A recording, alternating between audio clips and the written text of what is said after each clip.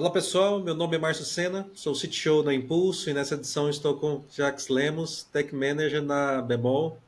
Jax, é um prazer recebê-lo no podcast. Eu quero saber de como você está e de qual cidade você está falando. Ah, cara, que legal. Acho que primeiro, muito obrigado, é uma honra, é um privilégio imensurável estar aqui com vocês. Eu sou o Jax David, né? E eu tô falando de Manaus, sou paulista, mas falo de Manaus aqui, né? O headquarter da Bemol está aqui em Manaus, né? Então, já tô aqui há bastante tempo também. E é um prazerzaço estar aqui com vocês, uma honra. Massa, massa. Aí eu não sabia, a gente já conversou bastante antes aqui, eu não sabia que você era paulista. Tá, Cara, tá sou longe de casa, tá longe de paulista, casa filho aí. de carioca, é uma salada ali, né? O Brasil é multicultural, né? Eu acho que eu sou Sem bem dúvida. isso. Boa, boa. E para conhecer um pouquinho da sua história, Jax, como você chegou, né, especialmente na área de tecnologia, como é a sua formação, e que ventos bons te levaram a Bemol aí? Cara, que legal. Eu vou tentar falar bem rápido ali para gente não. Assim, o que me trouxe para a tecnologia, bom, eu acho que eu era. Algumas pessoas vão se identificar acho, com a história.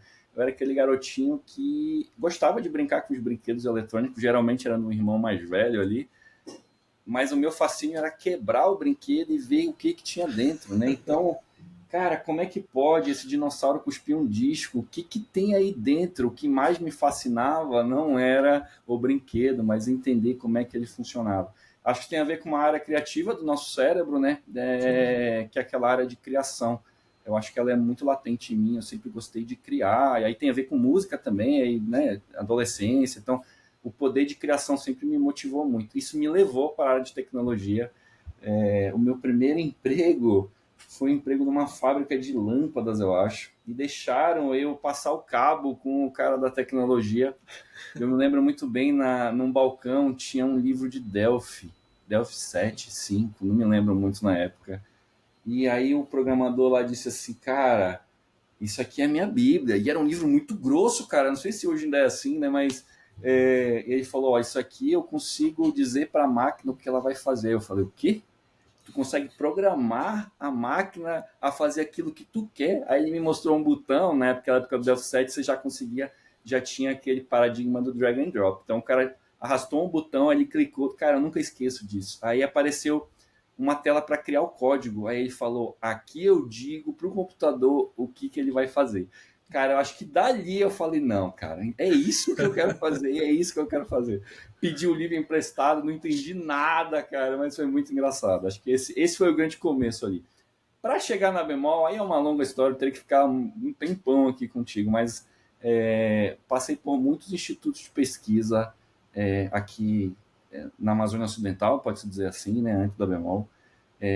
O meu último trabalho antes da Bemol foi 5 anos em um instituto ali, que hoje é Aventuros, né, um instituto bem conhecido aí em São Paulo. Sim. Aqui a gente conhecia por Itríade. Eu acho que ali foi um grande boom, eu acho, da minha carreira ali. Passei por quase todos os cargos da empresa, de desenvolvedor até tech manager também, né, era o mesmo cargo lá. Acho que foi um local que me mostrou, que me deu muitas oportunidades e deixou eu crescer de uma forma bem leve. E, assim, sempre com muitos projetos muito cabulosos. Então, trabalhei para a Sem dúvida. HAL, trabalhei para o Facebook, trabalhei 1 ano no WhatsApp, né, construindo um dos clientes do WhatsApp usado ali na área da China, Taiwan ali. E foi incrível, cara. Cada projeto ali era uma vida, assim, eu tinha que Que emergir. massa. Eu botava sempre toda a trajetória das outras empresas de desenvolvimento de software nesses projetos do Instituto. Né? E aí combinou ali de ser convidado para vir para a Bemol, que foi uma honra incrível, né? A Bemol faz parte da família do Manauara, pode-se dizer assim. Então trabalhar na Bemol é um orgulho muito grande para mim.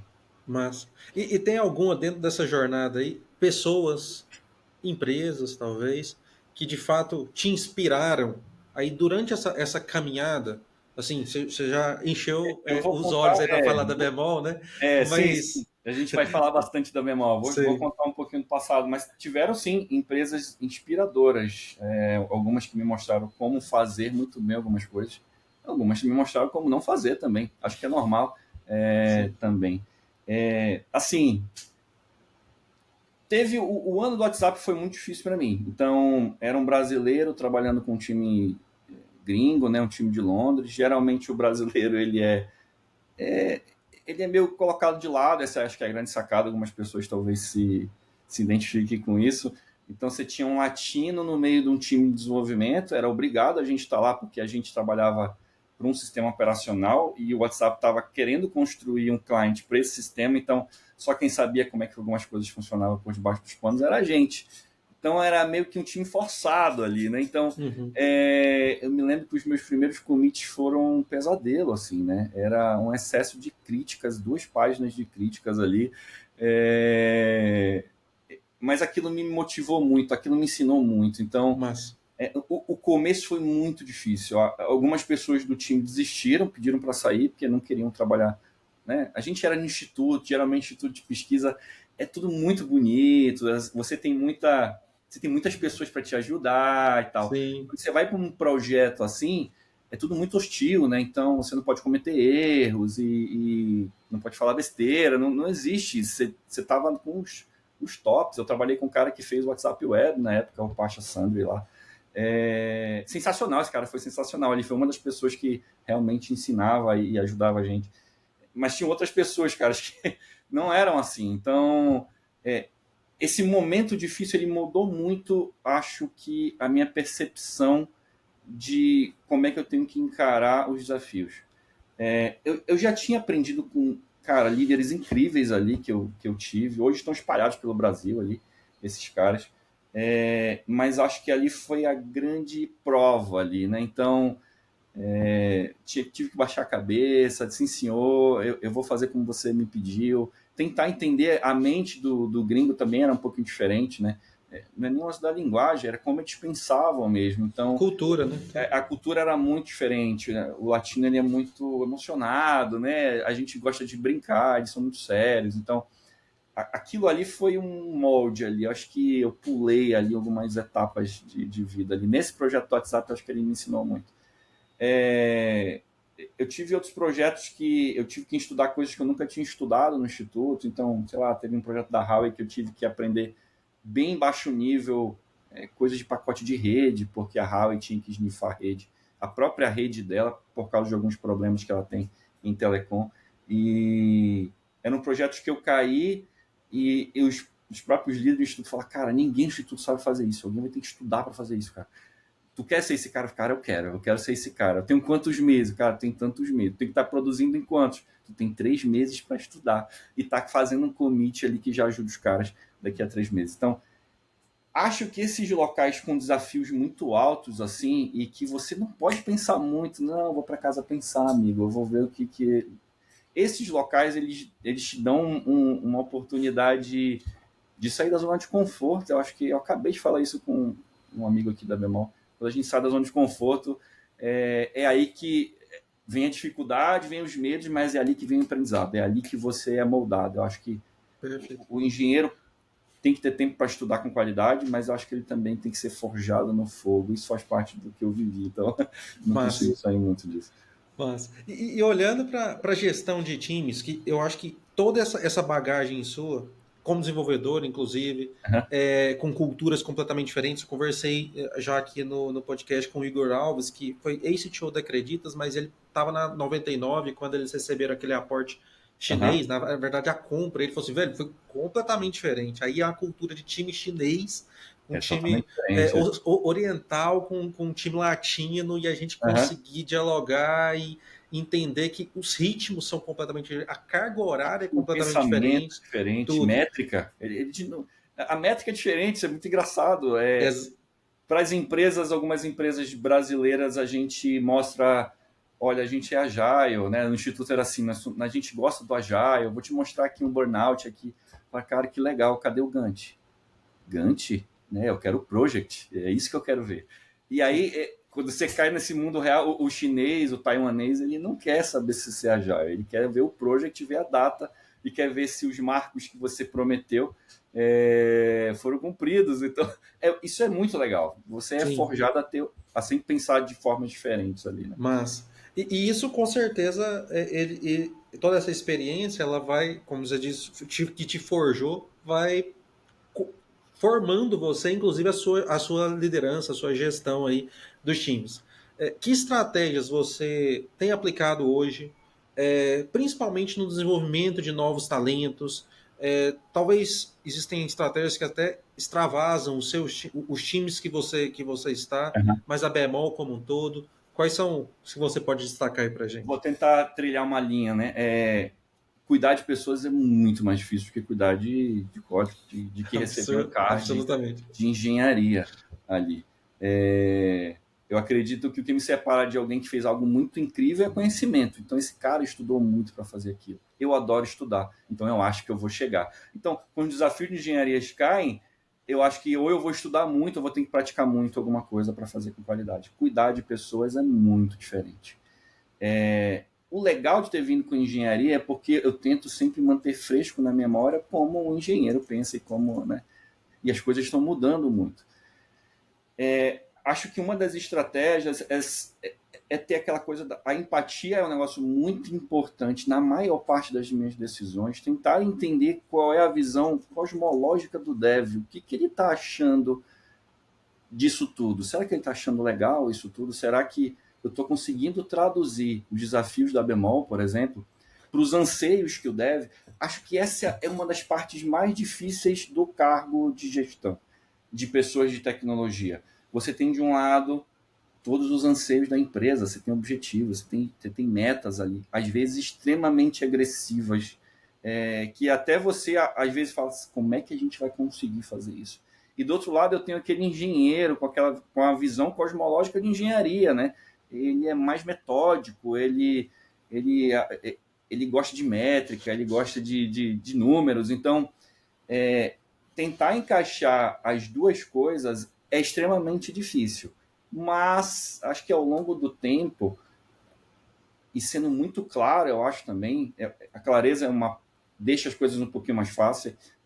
Eu sei também que o gestor ele precisa ser um muro ali que segura muitas coisas e não passa isso para o time, mas ao mesmo tempo acho que há uma certa arte em passar uma verdade para eles, e que façam todo mundo caminhar no mesmo barco. Vou tentar dar um exemplo para isso tudo que eu te falei, né? Eu tenho uma meta muito agressiva, acho que vai ser difícil de alcançar, isso é só um exemplo hipotético. Então, há uma arte em passar isso para o time. Olha, nós temos um desafio. Acho que o desafio é difícil, né? Mas acho que se a gente, todo mundo aqui junto, né, se a gente conseguir bolar, né, fazer um brainstorm, conseguir bolar algumas coisas, talvez a gente consiga alcançar.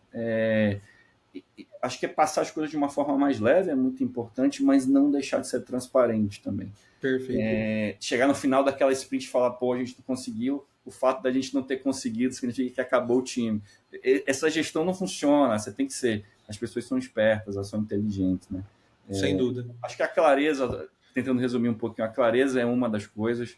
Acho que tirar um pouco do espírito do herói ali, isso acontece muito também, né? Muito. Não existe o herói. Às vezes você tem realmente talentos incríveis, pessoas muito fora da curva. Mas olha, numa estatística de vida, a maioria dos problemas mais difíceis foram solucionados ali numa sala de guerra na madrugada. Aquela galera que estava ali sem desistir, tentando várias hipóteses ali, eles conseguiram juntos, né? Acho que a união, promover a união, né, o espírito de equipe, ele é primordial ali no desafio do gestor técnico ali.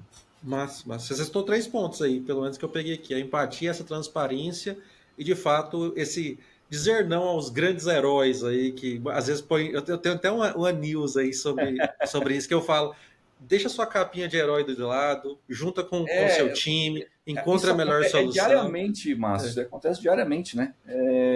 Não, mas eu acho que isso não vai dar certo. Bora testar a hipótese. Não importa se foi o Júnior que falou. Bora testar a hipótese. E às vezes a gente chega no final e fala, cara, a ideia do Júnior foi ela que foi o estopim para a gente encontrar a solução. Então acho que não Perfeito. existe, né? Todo mundo aprende com todo mundo.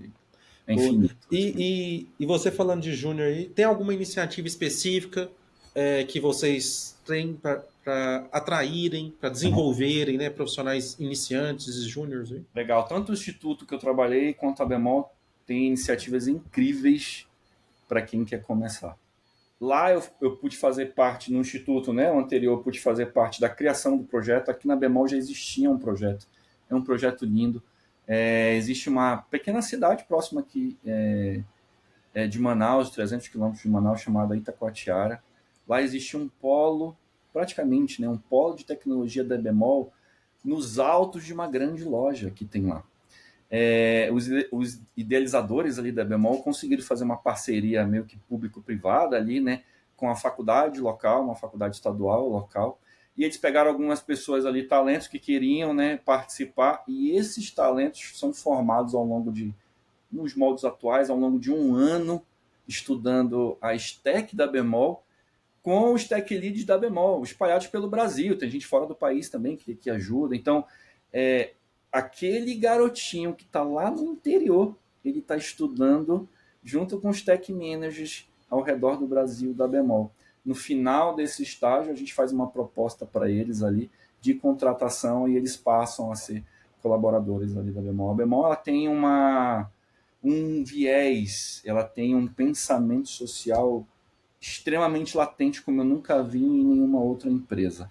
A gente se sente muito orgulhoso de fazer parte disso. Então, ela não só faz parte como uma grande varejista e que dá crédito para as pessoas. Tem gente que não consegue crédito no banco, mas ele tem um crédito da Bemol. Ele não quer, ele fica devendo o banco, mas ele não fica devendo a Bemol, porque a Bemol faz Nossa. parte da vida dele, né? Então, eu até brinco, boa parte da minha casa é Bemol, acho que 90% da casa é Bemol, né? Comprei lá em algum momento da vida. Ela ultrapassou isso. A Bemol agora ela tem um cunho social, então ela já está, né, entrando ali na vida das pessoas ali no início de tudo, né, na educação, e promove.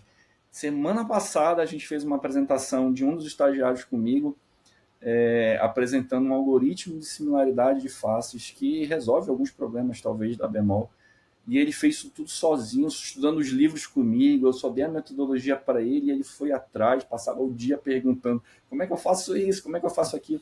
No final do projeto, ele conseguiu mostrar, e com uma acurácia muito alta, o modelo neural que ele conseguiu, né, criar ali no projeto. E a gente já ficou de olho, cara, a gente vai usar isso aqui, a gente vai usar isso aqui. Porque ficou realmente muito bom. E ele ficou extremamente orgulhoso, você conseguia ver nos olhos dele o quanto ele estava orgulhoso de ter feito aquilo, de ter participado disso. Massa, Ele vai colher o massa. fruto disso, isso vai ficar plantado nele para o resto da vida dele ali como engenheiro. Sem dúvida nenhuma. Essas iniciativas, elas transformam mais do que uma carreira, um time ali, né? Elas perpetuam ali por tempo, porque essa pessoa, ela de alguma forma vai ver valor nesse trabalho, e quando ela estiver numa posição de um tech manager, de um tech lead A ali, gente ela... acabou isso, a gente acabou subindo muito a barra dele, provavelmente, né? Quando ele for para algum outro local, né? Ele vai falar, pô, mas lá não era assim, eu tinha um cara que me ajudava. Então, isso é legal. Ele talvez tenha algumas dificuldades, ele não tenha para ver mal, mas eu com certeza ele absorveu Boa. coisas que ele vai usar, né? Que massa, que massa. E pensando nessas tendências tecnológicas, nessas inovações, Jax, o que tem impactado, né, nos produtos, especialmente nos produtos que você está mais próximo aí da Bemol? Eu tenho um problema agora, ele não é bem tecnológico, eu não sei se tu me permite falar. Todas, É por um favor. problema de gestão que eu acho que está começando a ficar latente no meu dia a dia, que é a dificuldade. Não é dificuldade, né? Existe uma expressão agora chamada. É uma espécie de. Um sonho quieto, não é bem sonho quieto, mas é mais ou menos assim. Os engenheiros hoje, Uhum. está acontecendo um movimento. É isso que está rolando agora no mundo. E o engenheiro hoje, ele não necessariamente está sonhando em alcançar cargos de gestão ou liderança nas equipes. Ao longo dos últimos anos, eu tenho notado que tem declinado muito aquele sonho de, eu quero virar tech lead, eu quero virar tech manager, ou eu quero ir para um cargo maior. Eu não sei se por conta da pandemia, eu não sei se por conta do novo modo de viver das pessoas, acho que a gente começou a valorizar um pouquinho mais o balance, né, trabalho, casa, né, work balance ali. Então, mas hoje hoje me parece que está ficando um pouquinho mais difícil em pegar pessoas de engenharia e colocar elas no trilho de ascensão de cargo das empresas. Então, está ficando muito mais comum para mim pessoas falarem, cara, eu não estou muito afim de ser tech lead não, cara. Tech manager, pô, sensacional esse trabalho que tu faz. Mas eu quero Eu codar, tô cara. feliz, eu tô Eu aqui. estou feliz aqui. Acho que no futuro muito próximo a gente vai ver esse problema de uma forma maior de como a gente está se desenhando hoje. Hoje a gente não está se arrumando ainda, a gente está Sim. dando um jeitinho ali, mas acho que no futuro muito próximo a gente vai ter que repensar as áreas de tecnologia e ver o que realmente está fazendo sentido para as pessoas ali. Talvez esse cargo de tech manager também não exista. Olha só que loucura que eu estou dizendo aqui. Talvez não exista nesses moldes que a gente tem hoje. Essa é uma dificuldade, tá? Que a gente já está tendo hoje. Sim. O mundo tem mudado. Essa é uma parte, a dificuldade soft, né? A Sim. dificuldade que está ali na área das soft skills ali, né? Pessoas e tal. A dificuldade dos produtos hoje é que tudo está muito veloz. Tudo está mudando muito rápido. Então, você pode ter um projeto e o time trabalhou um ano ali fazendo alguma coisa que classifica algo dentro do varejo e um cara, em algumas semanas, construiu uma rede neural sozinha que faz com maior acurácia do que um projeto que está aqui há um ano sendo feito. Então, tudo tem mudado muito. A forma como a gente pensa nos problemas e como a gente vai resolver tem mudado muito. Há alguns anos, a gente tinha uma categoria de coisas que a gente colocava para IA. Os últimos 2 anos explodiram as categorias. Sim. Meio que quase tudo eu consigo fazer com IA. Eu acho que essa área é uma dificuldade para as empresas atuais. Eu acho que a gente precisa começar a pensar de um jeito diferente, até na forma de resolver os problemas. Às vezes Sem dúvida. eu tô no banco, por exemplo, né? Então eu tenho algoritmos que estão ali tentando detectar fraudes e tal, mas eu já tenho gente fazendo rede neural isso, né? Com uma capacidade de processamento mais rápida do que o próprio algoritmo, né, feito ali pelos back-ends, ali a galera de dados e tal. Massa. Acho que isso está muito latente no futuro próximo ali. Mas, e você acabou de dizer, né, que você está num banco. Você não está trabalhando diretamente na varejista, nos produtos de varejo ali, mas você está ali Exato, dentro, né? exato. Dentro da Bemol, mas no foco um pouquinho diferente, né? Foco Como que, financeiro. Isso. exatamente, qual é o grau de integração, como você vê esse grau de integração do time, né? Dessas diversas áreas. Porque a Bemol, ela, assim, quando você começa a entender, conhecer a Bemol, você vê que ela é gigante, de É fato. gigante. Exato. Você vê que ela é grande, conheço a Bemol, ela é grande. Quando você começa a descobrir todos os serviços e tudo mais, isso é gigante. É gigante dentro da Amazônia inteira ali, né? Não só do estado. Como que você vê essa integração dos seus times especificamente, da sua área com as outras áreas, o quanto os insights ali eles passam ou eles ainda precisam ter uma carência ali para se desenvolver aí? A dificuldade de comunicação ela não é de hoje, ela é desde 1970, sei lá, 80. Vou te citar um livro que fez parte dos meus moldes ali, que é acho que eu chamo ele de Brooks, mas é The Mythical Man Month. O homem, o mítico homem, sei lá, se eu fosse traduzir ao pé da letra, o homem assalariado, esse homem mítico, esse engenheiro mítico assalariado.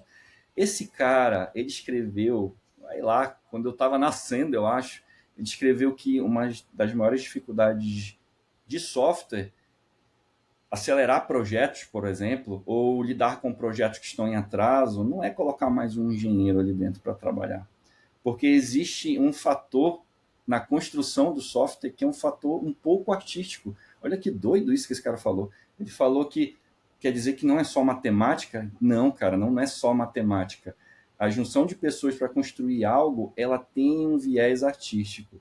E esse viés chama um outro problema, que é a comunicação. Tem tudo a ver com isso que você está me perguntando.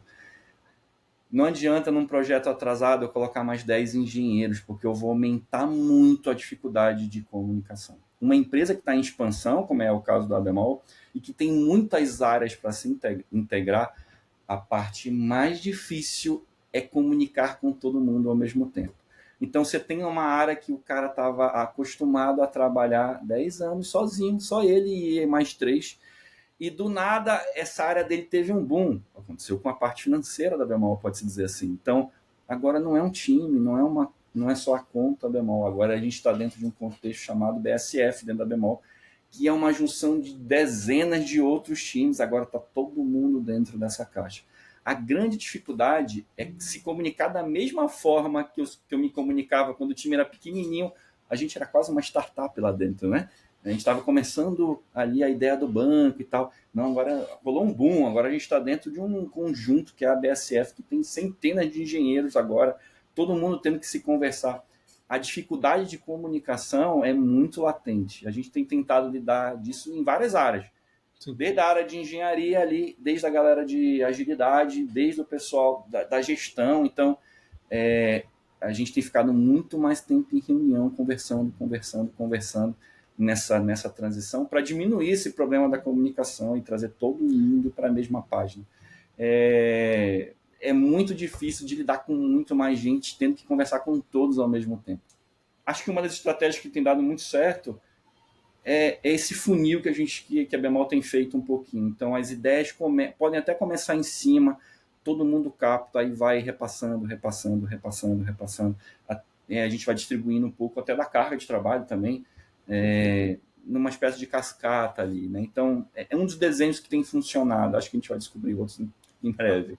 Acho que tem, e casa muito com o que você falou lá no início da nossa conversa, Jacques, do entendimento dessa empatia, mas dessa transparência, né? Porque você vai levando esses desafios e eles vão se tornando transparentes ao momento que eles precisam se tornar, para que cada área, cada time, squad, o que for, ele saiba onde ele faz parte, do que ele está fazendo parte, minimamente. É claro que nem tudo dá para você dar contexto de todas as ações macro, os horizontes do que os CEOs e tudo mais sabem que vão ser feitas aqui, imagina que vão ser feitas aqui 2, 5 anos, né? Mas você ter esse modelo cascata, que ele vai passando as informações necessárias para que cada um vá entendendo o seu papel dentro daquela inovação, dentro daquela nova feature, dentro daquele produto, daquele serviço, tá muito ligado, né? Acho que o que Tem você que manter falou o desde lá homem, no início. ele tem que se sentir parte. As pessoas hoje, elas sabem quando você não está jogando limpo, elas sabem quando você está mascarando um pouco ali. Então, quando a gente joga, né, deixa mais fluido a conversa, realmente a informação flui naturalmente ali. Acho que ele começa a se sentir parte, né? Então, a gente, acho que a BSF ali, a gente não tem muito medo de dizer onde que a gente está tendo dificuldade. E pede opinião, né? Com todo mundo. E aí, não, pô, legal. Agora eu entendi por que fizeram esse movimento. É porque essa área realmente está precisando de mais gente. Pô, que legal, quero ajudar. Então, acho que, né, vai ficando tudo mais Que simples. massa. Massa. Excelente. E eu queria saber um conteúdo aí. Eu tenho sempre pedido para todo mundo, Jacques, trazer algum Legal. conteúdo que você indique, Eu alguma vou puxar pessoa, os algum livros livro agora. ou Vou algum puxar o artigo. livro daqui de cima aqui, ó. Por Não tem favor. como mentir agora aqui, ó. Esse que eu te falei, eu tenho digital. Esse é o primeiro livro de engenharia que eu recomendo para qualquer pessoa ler. Um dos primeiros livros que eu recomendo é o livro é uma espécie de livro de engenharia com livro de gestão. Bem legal se você cara, não quer ir para gestão, ler, porque ele dá uma perspectiva muito interessante sobre como que os gestores têm que lidar com os projetos, né? Então, esse livro, The Mythical Man Month, inclusive, é esse livro que dita algumas formas de gestão que a gente vê em vários livros hoje. Apareceu pela primeira vez nesse livro lá. Eu vou te dar depois direitinho o nome do autor, eu chamo ele Por de... favor. Tem a Lady Brooks, vem desse livro, porque acho que o sobrenome dele é Brooks, Sim. The Mythical Man Month.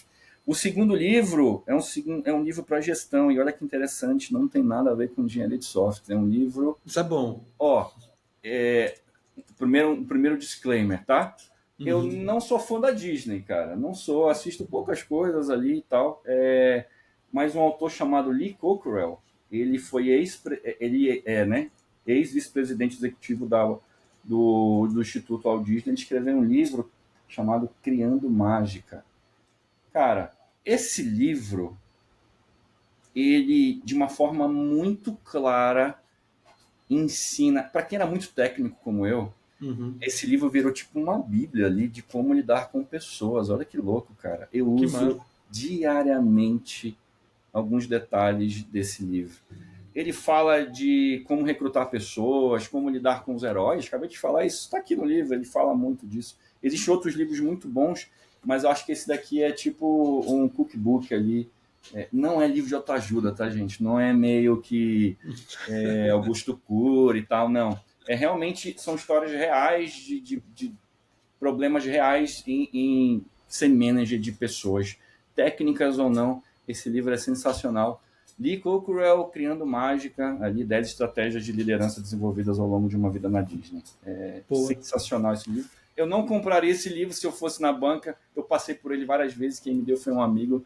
Aí, presente de amigo, eu fui obrigado a ler. E aí caí de queixo ali pelo incrível material que tem aqui dentro. Muito bom. Acho que essas que são as massa. duas Que dicas ali. Uma massa. hard Não, e uma soft. boa. E eu gosto muito dessas. Eu falei assim, né? Bom, você falou assim, não é um livro de engenharia. Eu falei, isso é bom. Mas, assim, porque eu acho que a gente fica muitas vezes preso, né? A livros de arquitetura, de engenharia, de desenvolvimento, de stacks específicas. E eles são muito bem-vindos, é óbvio, né?